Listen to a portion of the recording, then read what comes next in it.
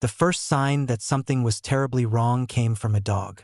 Rex, a retired German shepherd who had spent 7 years working alongside police chief Thomas Bennett, stood in the center of Maplewood Memorial Chapel and refused to be quiet. His bark wasn't the soft whimper of a grieving animal. It was sharp, urgent, the kind of sound Rex made when he was on duty. The chapel was packed with officers in dress uniforms, city officials in dark suits, and community members whose lives Chief Bennett had touched over 30 years of service.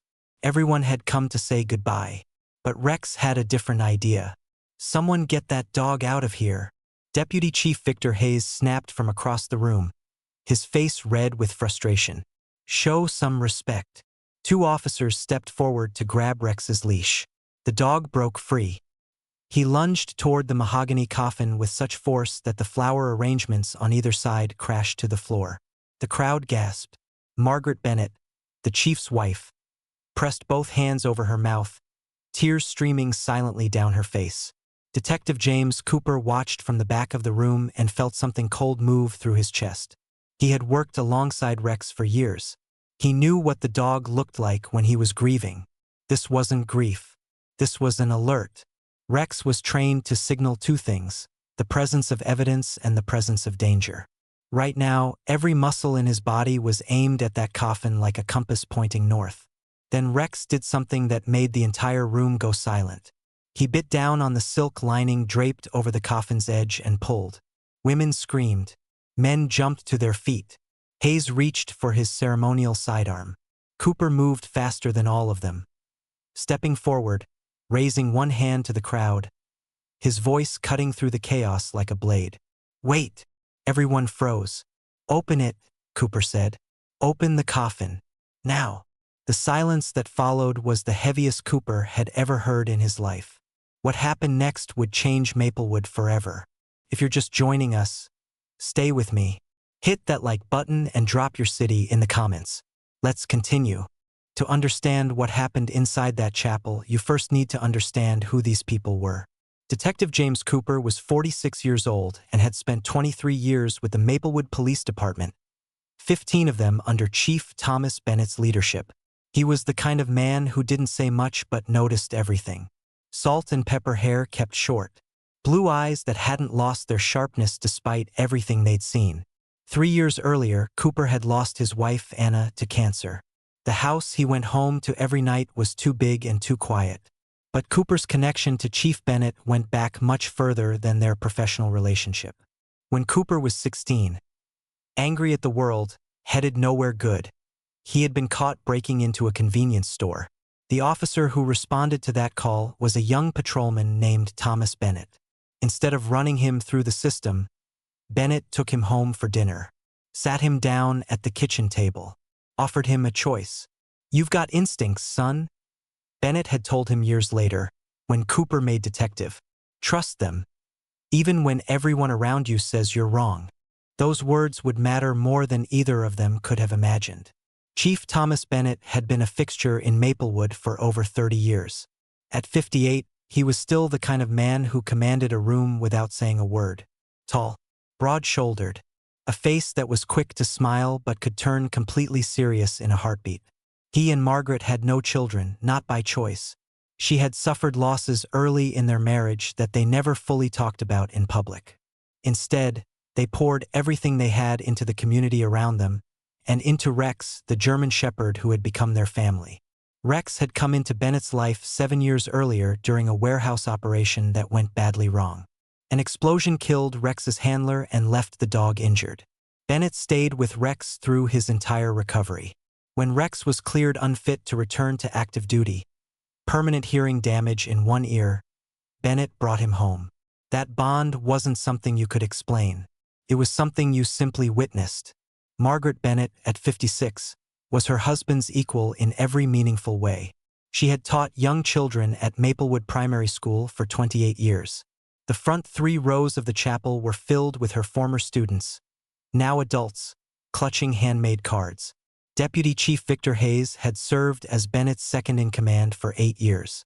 At 49, his ambition was an open secret inside the department. Neat, controlled, a smile that worked better in front of cameras than it did in real conversations. He was respected, but he wasn't loved. Not the way Bennett was. Dr. Priya Sharma, the county's medical examiner, stood apart from the crowd near the chapel entrance. She had only been in Maplewood for 2 years, but she had already built a reputation for being thorough. Something about the report on Bennett's death had been bothering her since the moment she read it. And then there was Maplewood itself, a city of 75,000 that had been quietly struggling. Factory closures, a growing drug problem that had changed certain neighborhoods. Chief Bennett had been leading a major investigation into a trafficking operation that, according to people who knew the details, reached disturbingly high into the city's power structure. All of those threads, loyalty, suspicion, secrets, were about to unravel at once.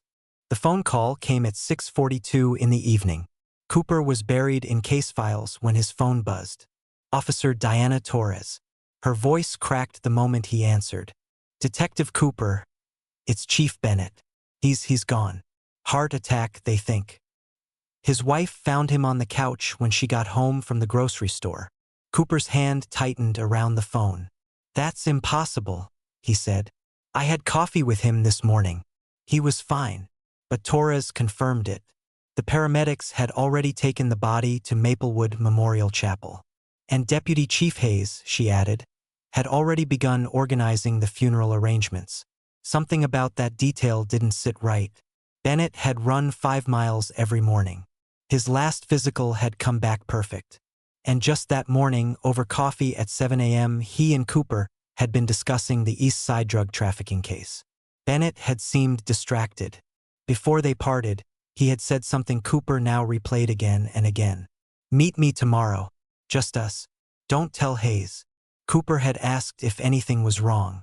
Bennett had just shaken his head and said he'd explain everything the next morning. There was no next morning. By the time Cooper arrived at the chapel, the parking lot was already half full of patrol cars. Inside, Bennett lay in an open casket at the front of the viewing room, dressed in his formal uniform, metals gleaming under soft lighting. Margaret sat nearby, surrounded by other officers' spouses, her face pale with shock. Michael, she said softly when she saw him. Thank you for coming. Cooper knelt beside her chair. Sarah, what happened? He was fine this morning. A shadow crossed her face. They said his heart just stopped. But Richard was healthy, you know that?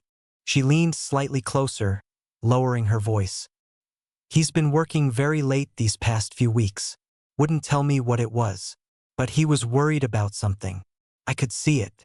Before Cooper could respond, the chapel door opened and Rex came through it, brought by a neighbor Margaret had called. The moment Rex entered the room, something in the dog shifted. He stopped. His ears went up.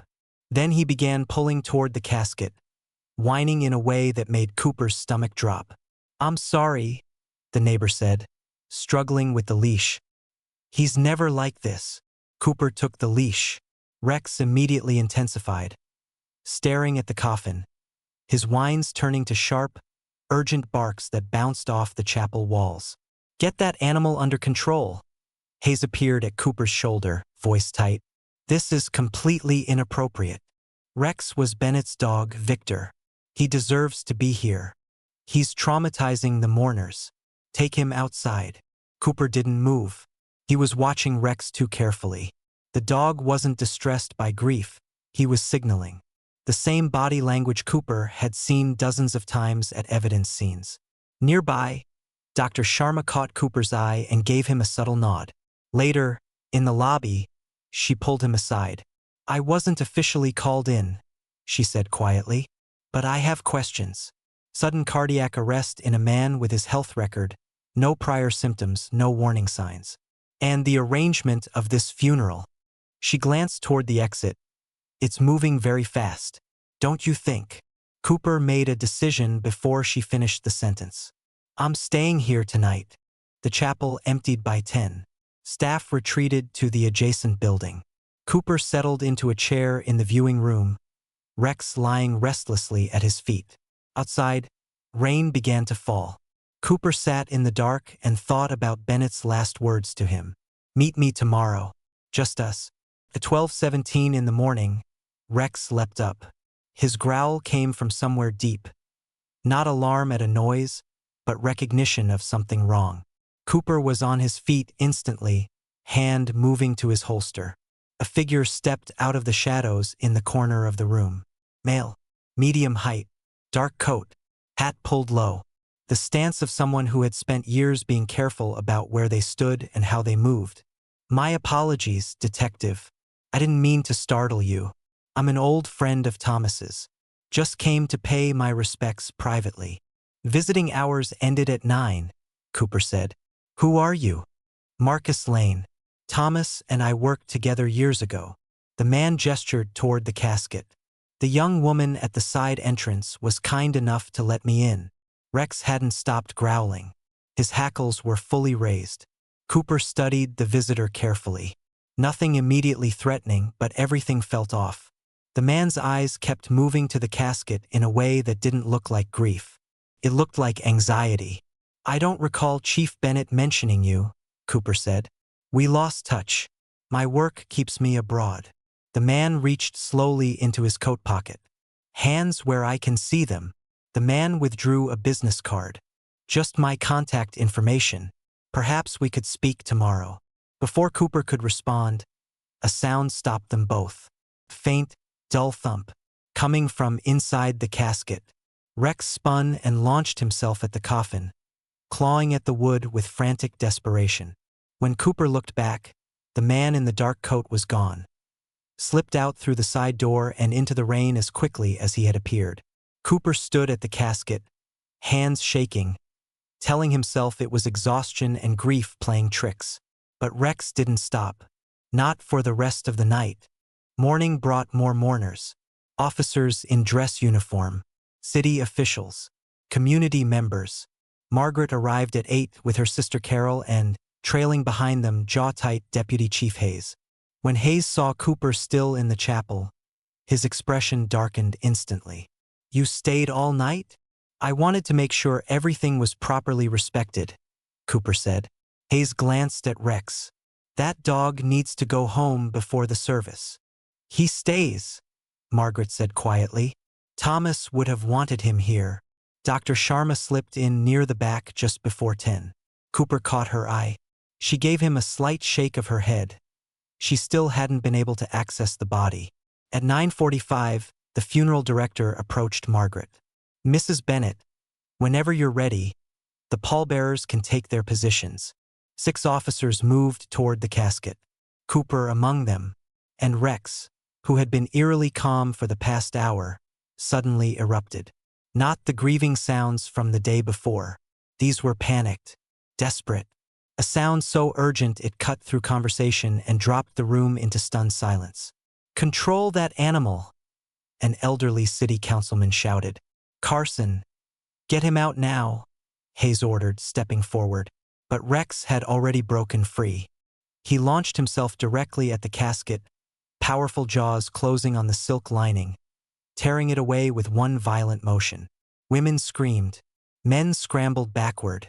Hayes reached for his sidearm. "Stop!" Cooper's voice was calm, completely calm. He stepped in front of the casket, turning to face the room full of shocked faces. "Something is wrong." "The only thing wrong," Hayes said sharply, "is that you can't control a dog. Rex doesn't behave like this without a reason. Chief Bennett trained him. He knows things we don't." Margaret stepped forward. Her voice was quiet but firm. "Open it." "Margaret, you're emotional. I am his wife." She looked directly at the funeral director. "Open the casket." The room went completely still. Rex fell silent. Everyone waited. The funeral director's hands trembled as he moved to the brass latches. The lid creaked open. Chief Thomas Bennett lay inside exactly as he had been placed. Formal uniform, hands folded across his chest. For a long moment, nothing happened. The crowd stood frozen, uncertain what they'd expected. Then Dr. Sharma pushed through, pressed 2 fingers against Bennett's neck, and went very still. 10 seconds passed. Her eyes widened. "There's a pulse," she said. "Faint, but it's there." The chapel erupted. Margaret collapsed against her sister, half laughing, half sobbing. Officers crowded forward. Rex barked, this time with his tail going in wild, joyful arcs. Everyone back. Give him air. Someone call an ambulance, now. Cooper was already on the phone. But as he spoke, his eyes moved across the room and found Hayes. The deputy chief wasn't relieved. He was pale, rigid. His face was the face of someone watching their worst nightmare come true. At the hospital, Dr. Sharma made another discovery. Partially hidden beneath the collar of Bennett's uniform, visible only up close, was a tiny puncture mark, and another on the inside of his arm. Injection sites, she murmured to Cooper. Someone gave him something. Something that mimics cardiac arrest closely enough to fool paramedics working fast. The attending physician confirmed it an hour later. A powerful synthetic compound, rare, sophisticated, had slowed Bennett's heart rate and breathing to near zero. Another few hours inside that coffin and the oxygen deprivation would have finished the job permanently. Administered in the last 36 hours, the doctor said. Based on the breakdown, he may have been receiving smaller doses for weeks, with a final, larger dose given right before he was found. A forensic team at the chapel found something else. A broken hypodermic needle tip embedded in the casket's inner lining. Someone had come back the night before. The midnight visitor, Marcus Lane. He hadn't come to mourn. He had come to make sure the job was done. And Hayes had disappeared. His patrol car was found abandoned at the bus terminal on the edge of town. Cooper put out an alert immediately and turned his attention back to what was now a crime scene. This wasn't a medical accident, he told Officer Torres. Someone tried to bury that man alive. From the hospital waiting room, Cooper began pulling at every thread he could find. Bennett's home computer had been accessed after he was supposedly dead. Someone had logged in remotely using the chief's own credentials, downloading files before the body was even cold. The East Side case files were missing from the safe in his home office. Recovered messages from Hayes's department phone told a disturbing story. For months, Hayes had been feeding information to someone using the code name The Falcon, warning of upcoming raids, exposing the identities of informants. In return, offshore deposits had appeared in an account registered to a company that didn't exist. But the most recent messages were worse. Bennett knows. He has proof. Problem must be removed before Thursday. Thursday, the day Bennett had told Cooper to meet him. Then Bennett had an apparent heart attack on Wednesday evening. The timeline wasn't a coincidence. Cooper was beginning to understand how deep this went. He was sitting in the waiting room, staring at the wall, when Bennett regained consciousness for the first time. A nurse rushed out to get him. Cooper walked into the ICU and found Bennett propped against pillows, pale as paper, tubes running everywhere, machines beeping steadily on both sides. Margaret sat beside the bed, clutching his hand. Bennett looked at Cooper and made a sound that might have been a laugh. "You look terrible," he rasped. "You're one to talk," Cooper said. Rex, who had been reluctantly stationed in the corridor, heard Bennett's voice and began whimpering loudly enough that security made an exception to bring him inside. The dog pressed his nose into Bennett's hand and went completely still. "Both my guardians," Bennett said softly, "looking worse than me." The moment confirmed what Cooper had feared to hope. Bennett's mind, his self, was still there. Whatever the poison had done to his body, it hadn't taken the man. After Margaret stepped out, Bennett gripped Cooper's arm. "I left something for you. Safety deposit box at Maplewood Federal Savings. Key is in my desk at home. False bottom, right drawer." Pause, labored breathing. "Contains evidence about who's running all of this. Above Hayes. Above all of them." "Who?" Bennett met his eyes. "Commissioner Raymond Holt." The name landed like a stone in deep water. Raymond Holt, county commissioner. The man who had personally appointed Bennett as police chief 15 years earlier. The man currently making public statements about the corruption scandal, calling for accountability, offering additional resources to the investigation. "He's been running everything for years," Bennett said. Hayes was just his inside man in the department. Judge Crawford and Mayor Stone were political cover. But Holt controlled all of it. Crawford, Stone, Cooper had seen both names in the files recovered from Hayes's messages.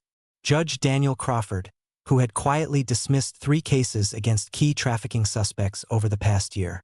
Mayor Gerald Stone, whose campaign had been funded in part by shell companies that led back to the same cartel. Both had already been arrested that morning. But Holt, the man at the top, hadn't been touched. "The evidence in that box will bring him down," Bennett said. "Complete. Financial records. Recordings. Direct communication with cartel leadership." His eyes were closing. The effort of speaking had used almost everything he had. "Be careful, James. He doesn't know I'm alive yet. When he finds out, he'll come after us," Cooper finished. "One chance to end this. Make it count." Cooper's phone buzzed. A message from Torres.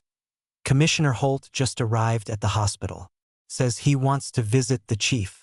Cooper looked at Bennett. Bennett, eyes half closed, gave the smallest possible nod. "Let him come." Holt swept through the hospital in a charcoal suit with 2 aides at his side and the practiced warmth of a man who had spent decades being photographed caring about things.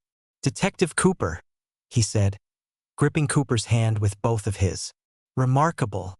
I heard about Chief Bennett, truly a miracle. And you shot protecting him. Riverside is grateful." "Maplewood," Cooper thought. He said Riverside. He filed it away and kept his expression neutral. Holt guided the conversation through 3 careful minutes of concern and commendation before the question he'd actually come to ask appeared between the lines. "Has Richard said much yet? About who might still be involved beyond those already in custody?" And there it was. "He's still quite weak," Cooper said. "Mostly resting." Holt nodded sympathetically. "Of course. Oh, one more thing. I understand you're looking into accessing a safety deposit box connected to the case. Just want you to know, I've spoken to the bank. Full cooperation, no warrant necessary. Whatever you need." He smiled and walked away. Cooper stood completely still until Holt had turned the corner. Then he called federal agent Frank Delgado, who had arrived that morning representing a task force that had been working with Bennett for nearly a year. "He knows about the box," Cooper said. "We move now." The operation took 2 hours to set up and 20 minutes to execute. While an obvious FBI team created a deliberate scene at the bank's front entrance, drawing every set of eyes Holt had positioned on the street, a second team entered through the service entrance. The safety deposit box was retrieved quietly, its contents photographed and secured before Holt's people realized what had happened. Then Bennett made a phone call. With Cooper and Delgado listening, Bennett dialed Holt's private number and spoke in the vague, coded language of 2 men who had shared secrets for years, referencing offshore accounts, documentation risks, concerns about the investigation moving in the wrong direction. Holt's responses were careful, but they were there. By the end of the call, they had what they needed. 3 days later, Holt sent hired men to the address where Cooper was supposedly recovering. They bypassed the security system with professional ease and moved through the darkened house room by room. They walked directly into a coordinated FBI tactical team that had been waiting for 4 hours. Commissioner Raymond Holt was arrested at his lakefront home at dawn. The financial records, the communications, the explicit instructions regarding the elimination of Chief Bennett and Detective Cooper were laid out in front of him on his own dining room table. He said nothing. In the days that followed, the investigation expanded in ways that surprised even the agents who had been working it longest. 17 arrests in the first week. 3 more officers from within the Maplewood department. The county prosecutor, a senior figure in the regional task force. The trafficking network Bennett had spent months exposing reached well beyond Maplewood, into state-level politics, into legitimate businesses, into people whose names appeared on community awards and charity boards. The midnight visitor, Marcus Lane, was eventually identified as a professional operative connected to the cartel's enforcement arm. He was found and arrested in a city 400 miles away.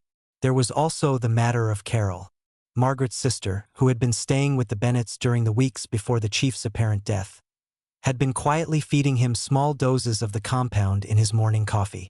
She had been in a relationship with Judge Crawford for over a year, had gotten in too deep, and had convinced herself she was only making Bennett sick enough to retire. When Cooper broke the news to Margaret, she sat very still for a long time. She brought him coffee every morning, she finally said. Said it was their special routine. There was nothing Cooper could say to make that easier. Hayes died in the hospital from the compound Holt had ordered injected into him. The moment Hayes had become more of a liability than an asset. The betrayal went all the way to the end. And the experimental treatment that saved Bennett's life, rushed in by Delgado's task force, came with a caveat. The damage had been significant. Recovery would be slow. There were neurological questions that wouldn't have clear answers for months. Bennett faced all of it with the same stubbornness Rex had always shown during veterinary visits. 6 weeks later, Maplewood was still rebuilding. A small ceremony took place at the interim mayor's office. A community leader appointed specifically because she had no political ambitions, no connections to anyone under investigation, and a reputation for plain speaking.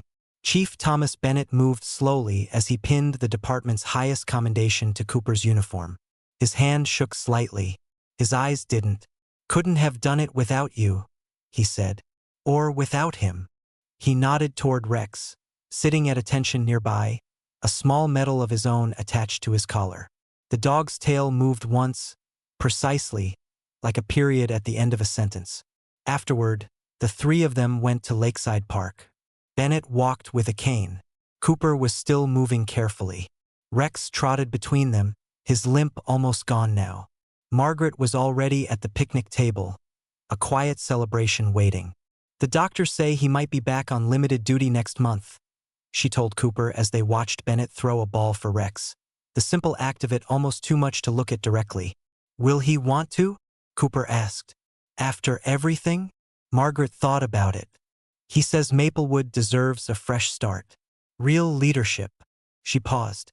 But he also says he can't hand the department to just anyone. She looked at Cooper. He's recommending you as his replacement when he retires. Cooper was quiet for a long moment. 2 months ago, he would have laughed at the idea. He was a detective. He worked cases. He followed instincts. He wasn't a chief. But 2 months ago, he hadn't watched a dog bark at a coffin and been right about it. He hadn't carried a man out of his own funeral. He hadn't learned what the department could become when the corruption was gone, and what it needed to stay that way. He looked out at Bennett, who was currently losing a tug-of-war with Rex over a stick, laughing in a way that seemed to surprise even himself. One honest step at a time, Cooper thought. Tell him I'll think about it, he said. Margaret smiled. He said you'd say that. He also said to tell you that thinking about it is the same as yes. In the distance, the clock tower at the edge of the park rang out the hour. Not a funeral bell. Just a clock, steady and ordinary and moving forward, the way time does when it finally gets the chance. What Rex knew before any of us, that something was deeply wrong, is a reminder that loyalty doesn't need words. It just needs a reason to keep fighting. Chief Bennett spent decades building something honest in a place where dishonest people were chipping away at the foundation. He nearly lost his life for it. He lost colleagues he trusted. He lost the comfort of certainty about who was on his side. But he didn't stop.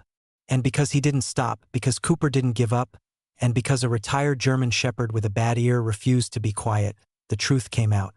Not every story ends this cleanly. Not every truth surfaces before it's too late.